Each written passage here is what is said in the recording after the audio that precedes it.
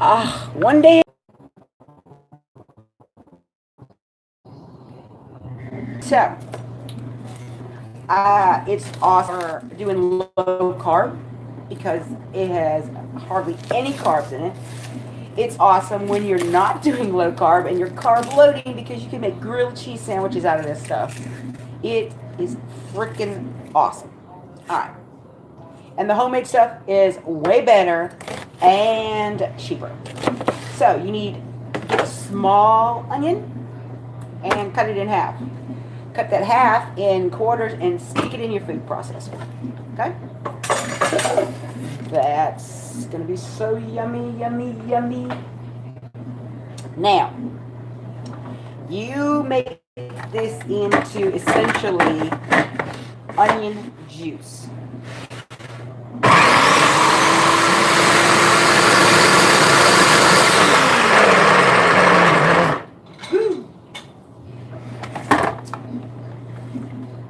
It'll stop grinding it up after a while. You're going to have to wipe down the ends, the sides. And then go ahead and it's a process, but well worth it. And you really do want to get this ground up very, very, very, very, very, very, very, very finely.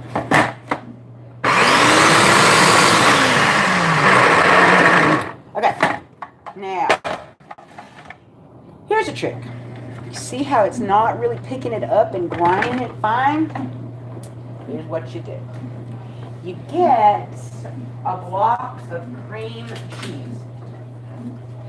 I happen to love to use this one, the Philly cream cheese. It's my favorite.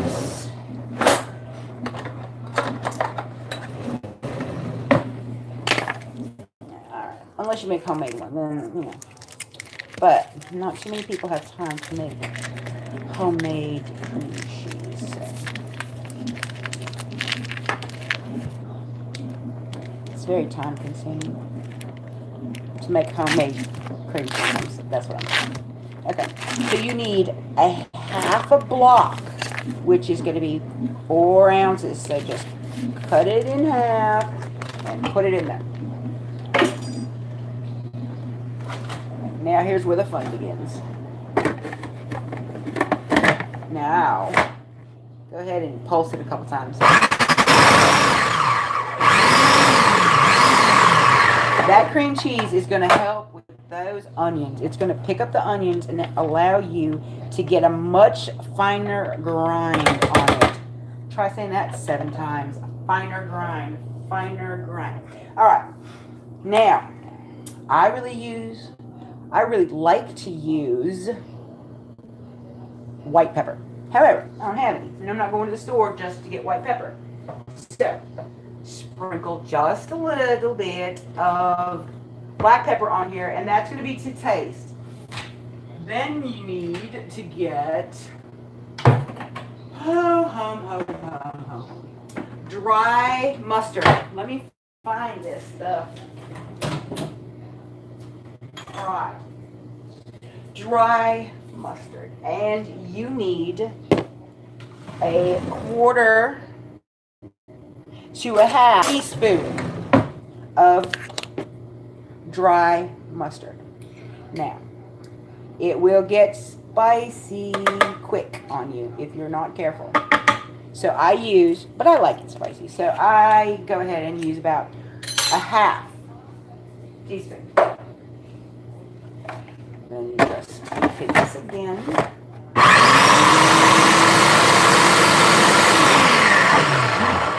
You're not going to do not add any salt to this because you have a lot of salt in your cheese.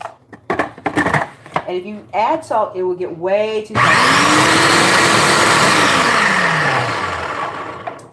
That's what I want to see. See how much smaller you can get those onions? They're almost like if you ground them. And you can do that if you want. If you just are that dedicated and want to spend time grinding it use a cheese grater on that other side, on that flip side. It'll have like just a little thing, or a microblade thing. You can just do it. Now, I start adding the cheese to it. My trick, oops, is to add, I like to use sharp cheddar, but I like to blend it with whatever cheeses I have, leftover cheeses I have in the refrigerator. So, and I like to do it. Okay, so that's, get all the little bits out. That's 1 cup. Woo.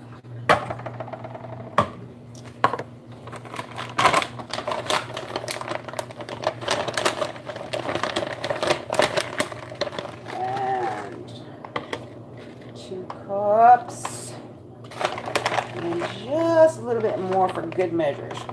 So let's just say 2 cups of packed cheese, shredded cheese. Now, pulse it. Don't let it go a long time. Just hit it with a pulse. Okay. Then, scrape down your sides. Da, da, da. Now, the yumminess starts.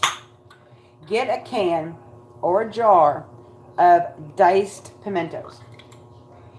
I do not drain mine. These jars are really cute if you do handiwork and you can save them for beads and glitter and stuff like that, but I have too many of them. Alright, now again, just pulse it. If you let this go too much, you're just going to end up with red cheese stuff. You're not going to be able to see the pimento in it.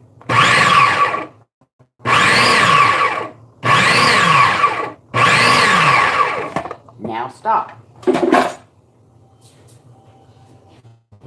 After you pulse it a few times, get a bowl. Pour it into a bowl to finish mixing. That way you're just folding the rest of the cheese in, and you're not going to make a big blob. See, wait, let me show you. See how I still have a lot of the pimento on top? That's fine.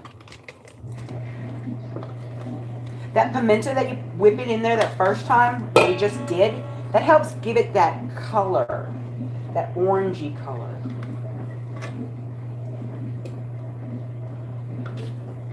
Okay. Then you can just fold that in there gently. You're not trying to mash everything up. Okay. And add another cup of shredded cheese. Okay, so that's 3 cups total. Packed. Let's just go with packed. And, of course, it would not be southern unless you added some mayonnaise. So I add, just get one of those spoons, you know, the big spoons from your serving set, and just put a big scoop. 2 of those big scoops. Okay. And you know, my favorite one is Hellman's. I get that. People tease me a lot about that because a lot of people like Duke's, but really Hellman's is my very favorite. So if anybody from Hellman's wants to sponsor me, or Philadelphia cream cheese, come on. All right. So then just mix it up. You're just going to blend it all in there. Get it nice and smooth all the way through so you don't have any lumps. I like to just kind of spread it out like that in my bowl so that I know that I don't have any lumps of cream cheese or mayonnaise or just solid chunks of cheese or whatever. All right. So it doesn't take long at all. Then you just give it a quick taste and see what else you need. You shouldn't really need anything else, but I know a lot of people add like a dash of Worcestershire sauce, or maybe some red pepper flakes or something. To me, it's perfect.